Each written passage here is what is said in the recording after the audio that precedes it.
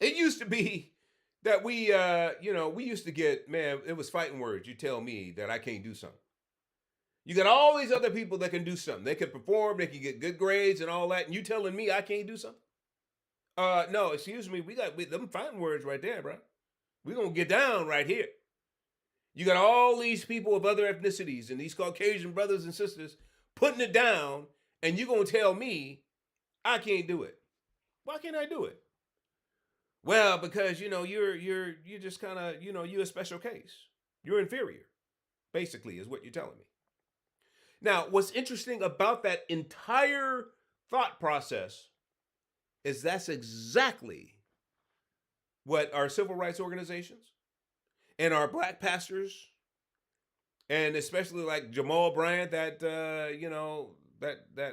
heretic pastor, what he's saying. That's exactly what he's saying. He's saying, look, blacks can't make it without DEI. You know, all these other pastors, oh, we can't make it without DEI or some kind of special program.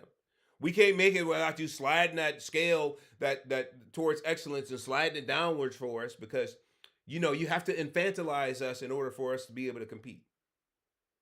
Is that true? Have you found anywhere in American history and African American history where blacks didn't have the resilience, the intellect, the resolve, and the capacity to compete in anything, given the same circumstances, given a level playing field? So if we haven't been found to be lacking in anything intellectually or cognitively or just not having the resolve, the resiliency to do something, why do you want to infantilize us now and talk about you need DEI? Now for you white liberals that Malcolm X spoke so eloquently about, you got this savior complex. You white liberals, Marxist leftist crazies. Of course, you're going to say, "Oh yeah, y'all blacks, y'all need, you need some help. Here's what we're going to do. We're going to get rid of the test scores for you. We're going to tear down the existing standards of excellence because y'all really can't compete." Now, what we know is you have a cynical savior complex. You prop yourself up by talking about you're helping us. At the same time, in the back of your head, you're saying, "Yeah, these people are ignorant. They don't, they're innately incapable." See, you don't push us to have the level playing field, the exact same, foundations with education and everything else, so we can compete and so we can actually do excellent jobs. You don't force or mandate that we have that we are provided with mentorship programs within and even without or outside the organization, so we could, when we do get an opportunity to compete for these jobs, that we can compete and excel.